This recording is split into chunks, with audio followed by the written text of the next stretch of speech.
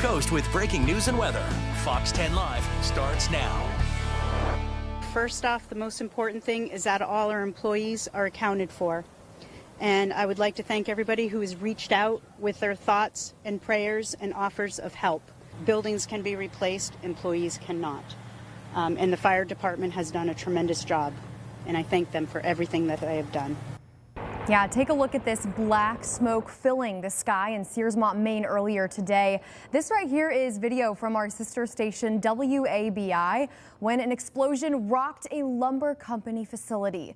No information or injuries is known at this time, but emergency workers have launched a mass casualty response. The Thorndike Fire Department says multiple firefighters and civilians have been injured.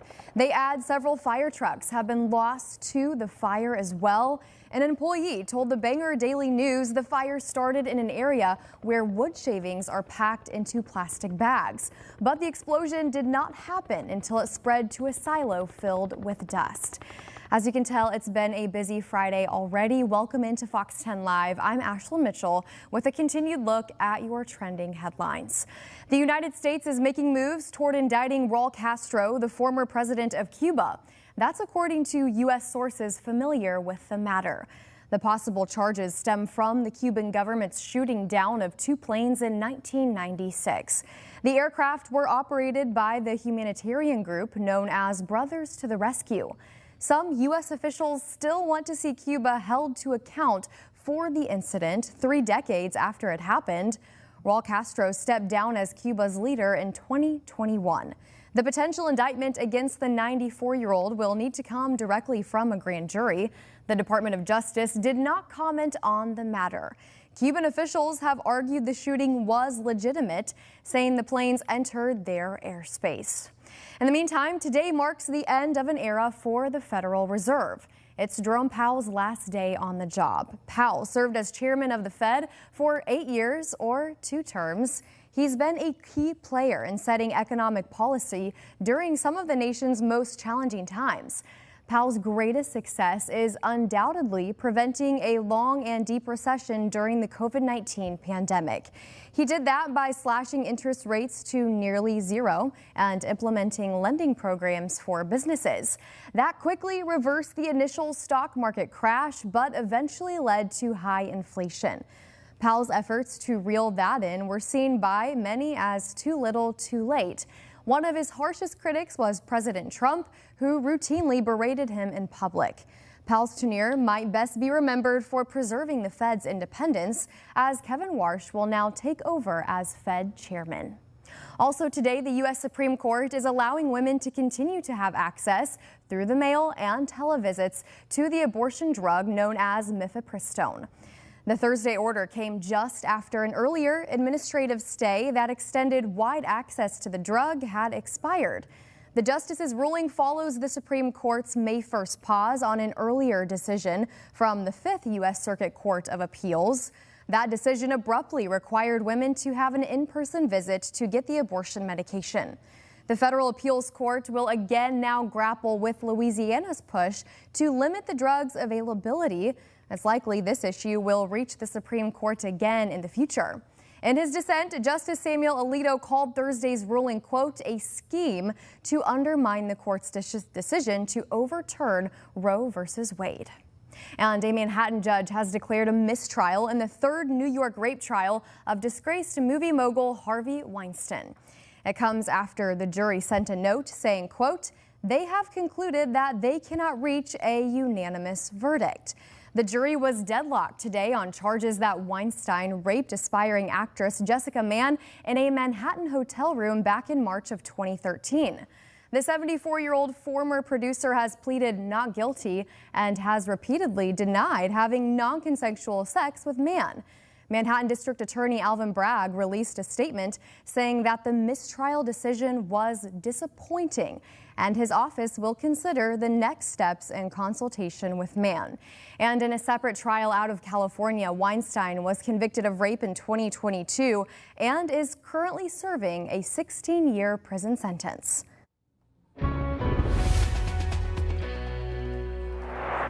All right, taking a look at our Fox 10 weather app. We're getting ready for the weekend with your forecast, and everything looks good. I've got that weekend forecast up for you now.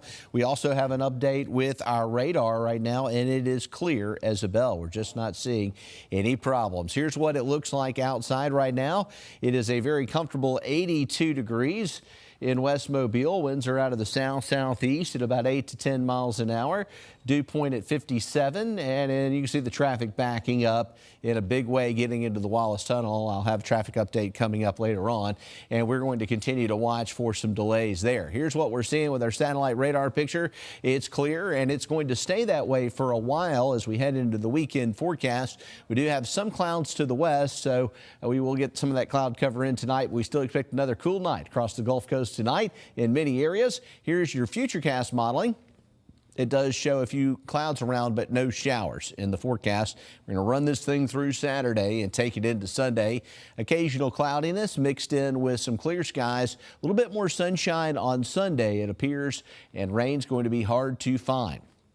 Over the next 10 hours, our temperatures will drop kind of like they did last night. Maybe not quite as rapidly because of some cloud cover moving in late, but it's warm right now. We will be about 20 degrees cooler overnight with our lows in the 60s. Here's your weekend forecast. 83 and partly cloudy Saturday, 84 and mostly sunny on Sunday, and starting to see a little bit more humidity creeping back in on Sunday. So we're going to watch out for that, but temperatures look comfortable, and it looks like we will see ideal conditions for outdoor activities this weekend. We expect to see nice weather across the Gulf Coast in this extended forecast as well, and we'll check it out coming up later on. All right, Jason, thank you. Some great news for the weekend ahead. Well, the U.S., U.K., and most European countries have passengers from a cruise ship infected with hantavirus quarantining in a medical center or hospital for 2 or 3 days before allowing them to return home. This while Australia is taking the hantavirus outbreak even more seriously. Despite these different containment strategies, efforts seem to be working so far. Fox News national correspondent Brian Yenes has this story. The number of people in the U.S. the CDC is monitoring for hantavirus has gone up. There are currently 41 people across the U.S. that are under monitoring. That includes an additional 16 who were not on the cruise. They were on an April flight from Johannesburg with a woman who was infected on the ship and later died. You may ask why CDC is not using our federal quarantining authority on people. Our approach is based on risk and evidence. We are working closely with passengers and public health partners to ensure monitoring and rapid access to care if symptoms develop.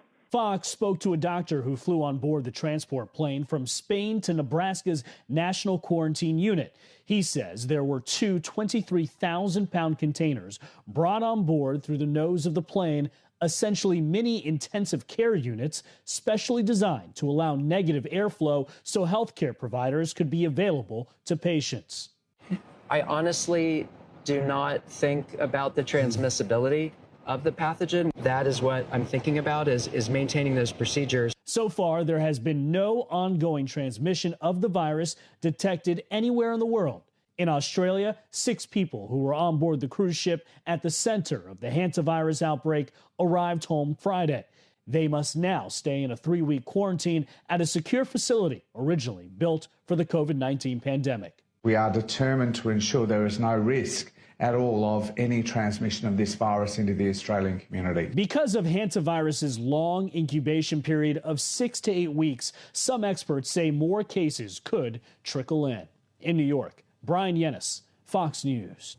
All right, it's 3:09 on your Friday. Thanks for choosing Fox 10 Live this afternoon. We'll be back in just a moment, but not before we leave you with this beautiful live look outside now. We'll be back with another look at your forecast and headlines after this.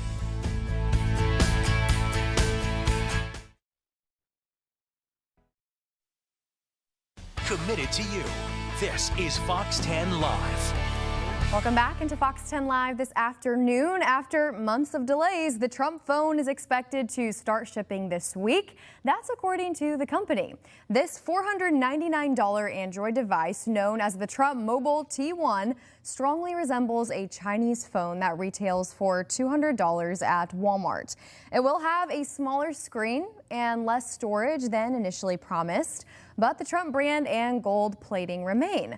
Originally touted as made in the USA, that claim has changed to designed with American values in mind.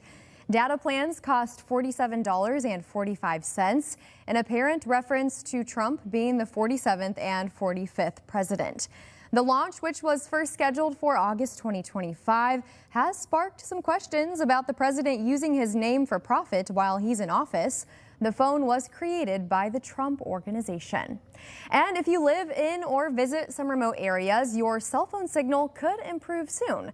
3 top mobile carriers are teaming up to tackle dead zones.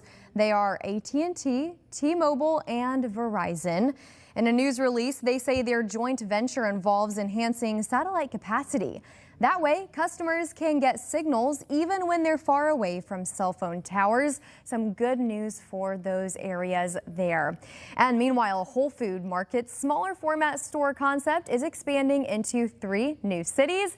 Here are the details. The company has announced new Daily Shop locations will open in Boston, Philadelphia, and Chicago over the next 2 years.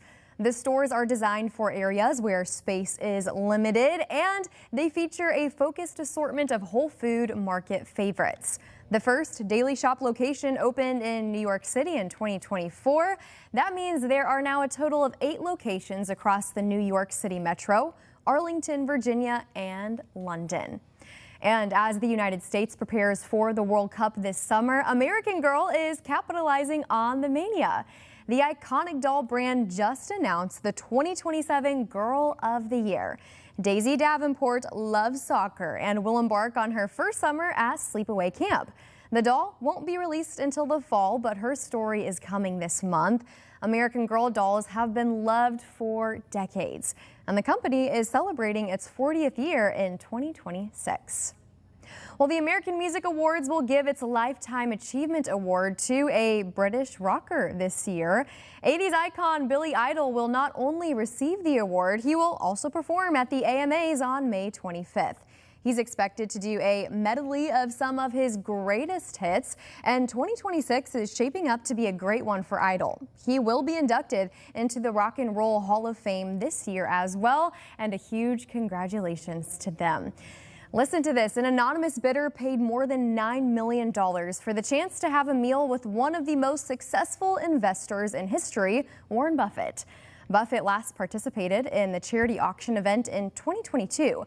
The winner gets to have lunch with Buffett along with NBA star Steph Curry and his wife, entrepreneur Ayesha Curry. The winner gets to bring up to 7 guests total, and proceeds will go in part to Glide, a meal and healthcare support group in San Francisco. Buffett, who is 95 years old, has helped raise more than $50 million for the organization over the years. There's a way. All right, let's look at the traffic situation right now. It is really backing up leading into the Wallace Tunnel, and it's only about 3:15 in the afternoon. So we're going to check that again at the 4 o'clock hour and at the 5 o'clock hour, where we may see some pretty intense delays. People may be heading to the beach, which it should be really nice this weekend. Partly cloudy and 80 tomorrow, partly cloudy and 81 on Sunday with a low risk of rip currents. Just be aware if you're spending more time down near the water next week, the surf will get a little rougher as we see an increase in that southerly wind flow. Satellite radar picture right now looks good across the area. No rain around. And starting out your Saturday morning, we're still going to have some cool pockets. 61 tomorrow morning in Mobile with some upper 50s from Milton and Crestview up towards Monroeville and Evergreen. Gulf Shores at 61. We should be dry this weekend. Our Futurecast shows a few scattered clouds around on Saturday afternoon. We'll roll into the evening with those scattered clouds, and it looks like less cloud cover and more sunshine to start the day on Sunday, and that forecast should hold. Still looks dry through early next week, but by the latter half of the forecast, we could start to see some rain showers next week by midweek. Saturday and Sunday look like great days. Monday, even warmer at 86. Overnight lows are creeping up as humidity increases, and here's your 7-day forecast. Our rain chances chances do not appear until the middle of the week next week when we get some scattered activity Wednesday through Friday.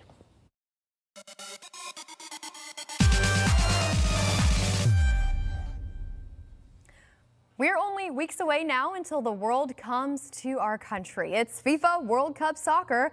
Our goal is to teach you a few things about how the sport works. Listen, maybe soccer is not your sport, and that's okay. Because as Alex Flippen shows us, this story isn't really about soccer. It's about what someone is willing to do to chase something they love.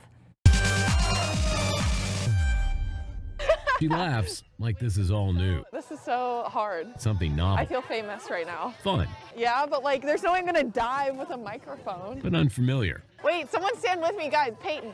Except she knows exactly what to do. No shot, no shot. She didn't just stumble into this moment. Turn! You got a man behind? On camera, on field. Yeah, Em?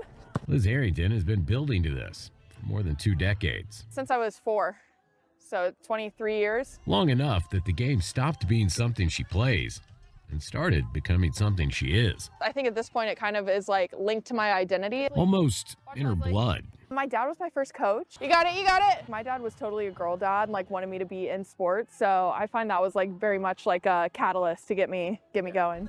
You may notice this isn't a major league stadium. It's a practice field, open to the public, kids, high schoolers, college students, literally anyone who wants to run the pitch. The kind of place where players train after work, hoping it leads to something bigger.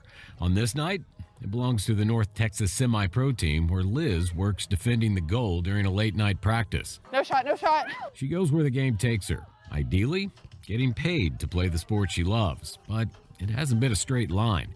That's the reality of lower-tier pro soccer. Yeah, Em? You got a man? Sometimes soccer is her job. She's signed, she's paid, she's playing professionally, and sometimes it isn't. I predominantly am a professional footballer, but when I'm in between professional contracts, I don't have money. So, just like so many of us, Yes, I am working 9 to 5 now. Good, say hi, Blue. Good, watch her behind, Amaranth. Liz builds a life around soccer, not the other way around. I kind of feel like I have a double life a lot of the time, but I'm definitely living the dream. Unlike so many of us, for Liz, quitting time is when the real work starts. Hours reserved for Netflix and, well, sleep are hours spent chasing something. Yeah, Peyton? I think she's caught many times. She's played professionally all over the world. I played overseas in Puerto Rico, Australia, Malta, and Greece. But the catch is never guaranteed. Every new opportunity, she starts from zero again. New coaches, new teammates, new doubt. Will this be the team? Do I have what they're looking for? You have the same nerves as a normal job interview. You kind of, fingers crossed, hope for the best. You do what you can do. And if you get told no, sucks, cry in bed for a day. There's always the chance it all slips away. And for Liz, at least. I feel like 23 years of soccer have just flown out the window when I get told no, which is very dramatic. And like so many athletes trying to go pro, to get paid to play the sport they love, she keeps coming back. And this is what that looks like. Training on whatever field they can find, late nights, after work. For those players, like Liz, it's a non-negotiable sacrifice. It isn't the dream, but it is the price for chasing it. I can't see myself doing anything else. Goal side, for the love of the game. You're gonna have to pull my dead body off a pitch. I'm not even kidding. Don't expect that anytime soon. Some people play the game, some people chase the dream, and some, like Liz, build their entire life around never letting that dream go. With photographer extraordinaire Vince Parker, for Football Frenzy, I'm Alex Flippen.